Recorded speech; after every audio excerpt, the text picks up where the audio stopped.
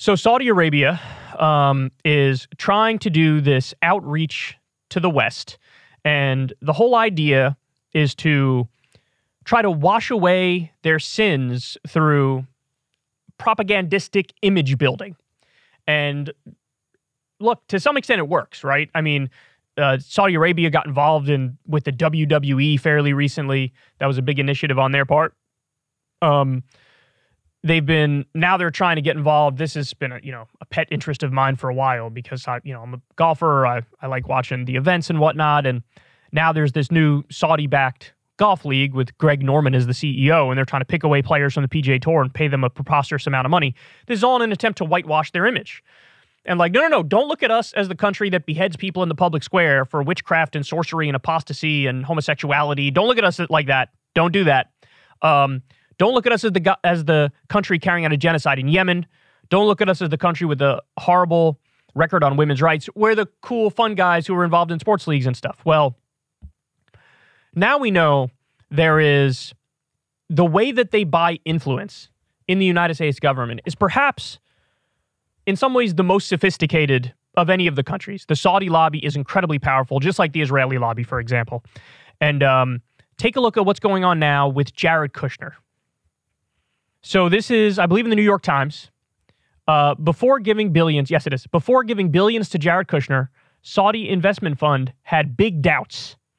They say 6 months after leaving the White House, Jared Kushner secured a $2 billion investment from a fund led by the Saudi Crown Prince, a close ally during the Trump administration, despite objections from the fund's advisors about the merits of the deal. A panel that screens investments for the main Saudi sovereign wealth fund cited concerns about the proposed deal with Mr. Kushner's newly formed private equity firm, Affinity Partners, previously undisclosed documents show.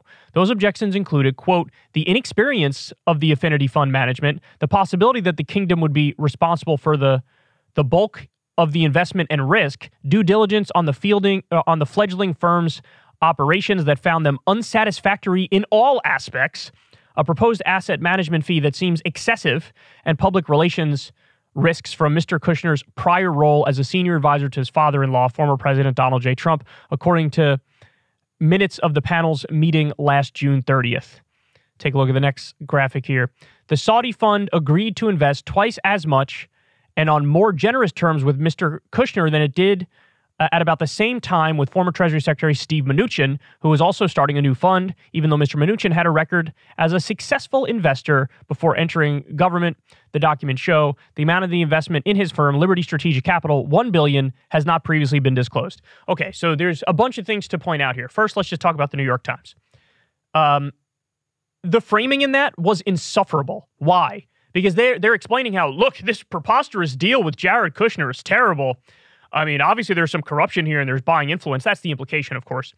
But then they bring up Mnuchin and they're like, really what the Saudis should have done is leaned heavily on the guy who was an experienced investor who used to be with Goldman Sachs, like Steve Mnuchin.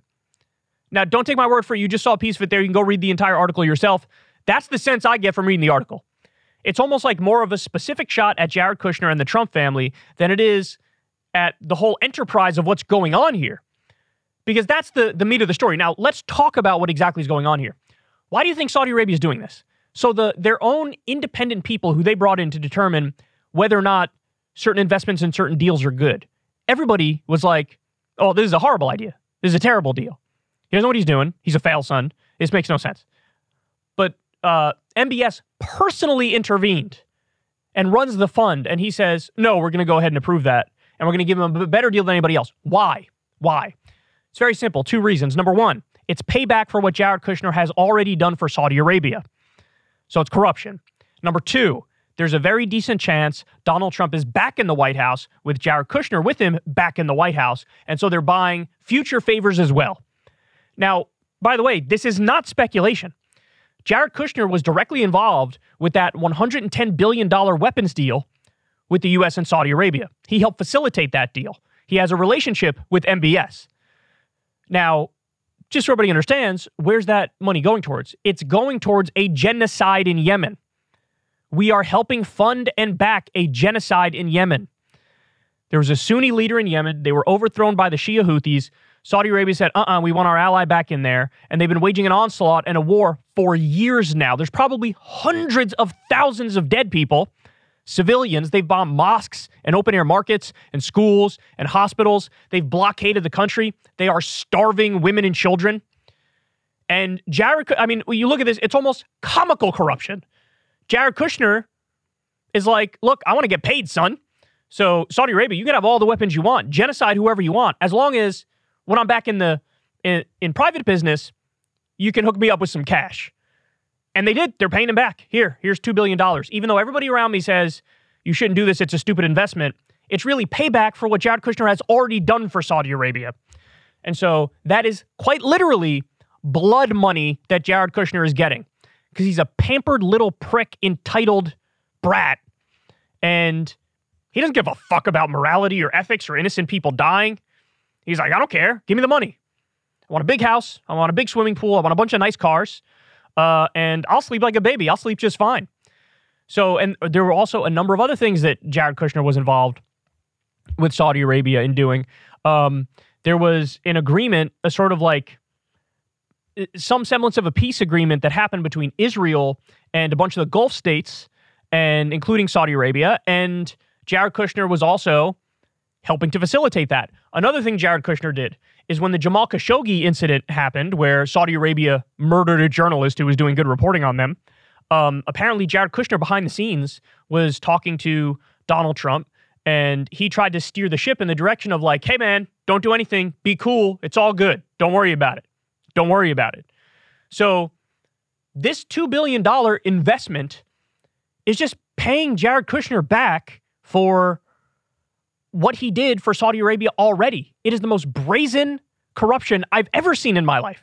And the thing that's so hilarious too, when you stop and think about it, is Donald Trump was the guy who, when he ran for president, how many times did he correctly, by the way, bring up, oh, look at the Clinton Foundation. Look at what's going on with them. I mean, you got Bill going to give speeches to these like Saudi Arabian brutal dictators, and then he'll go over there and say a couple words, and then they get a check for like $500,000, and then Hillary, as Secretary of State, gives them weapons deals. Like, what's this corruption going on? This is disgusting. This is wrong.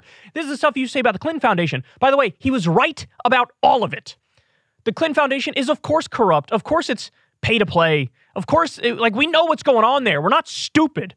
It's a giant club, and you ain't in it, as the brilliant George Carlin used to say. But like, then Trump gets in there, his family does the exact same shit. The exact same shit. And so that's what went on with Jared Kushner. Now, again, the other thing is, it's an investment as well. Hey, if they get in there again, he's our boy. He's going to look out for us. We're going to look out for him. Why should these sorts of dealings be allowed?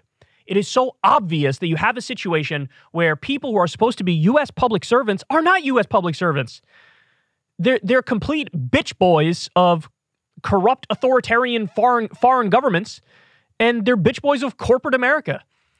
And like even the idea of Steve Mnuchin. Steve Mnuchin was in the Trump administration as well. Why the fuck should somebody who's in government be able to take $1 billion from, a dictatorship?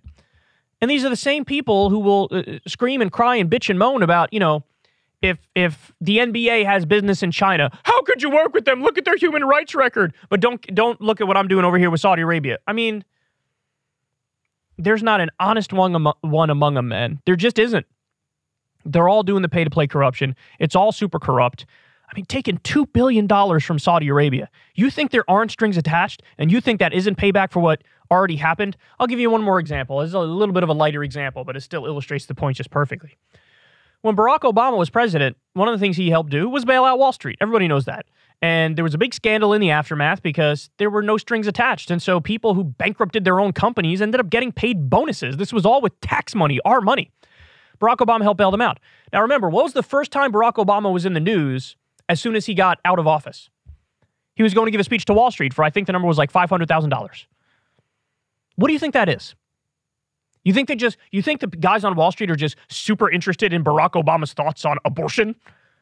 No, he's going to give a speech. It's just payback for what he already did for them. That's what it is. That's the way this game is played. That's the way it works. And now you're seeing it on a grander scale with more money involving a ruthless government. So, there's no way anybody can defend this. There's no way anybody can support this. These guys are totally soulless, vapid, narcissistic, self-aggrandizing creatures. They are the swamp. So any sort of posturing as if they're holier than thou or if they have the answers politically, don't buy it for a second. They're scum, all of them. If you want to see me and Crystal Ball interview legends like Noam Chomsky, Cornel West, and more, subscribe to Crystal, Kyle, and Friends on Substack. $5 a month gets you the video version a day early. Remember, we take 0 ad dollars for this podcast. Or you can sign up on Substack for free and get the audio version a day later. Link in the video description box below.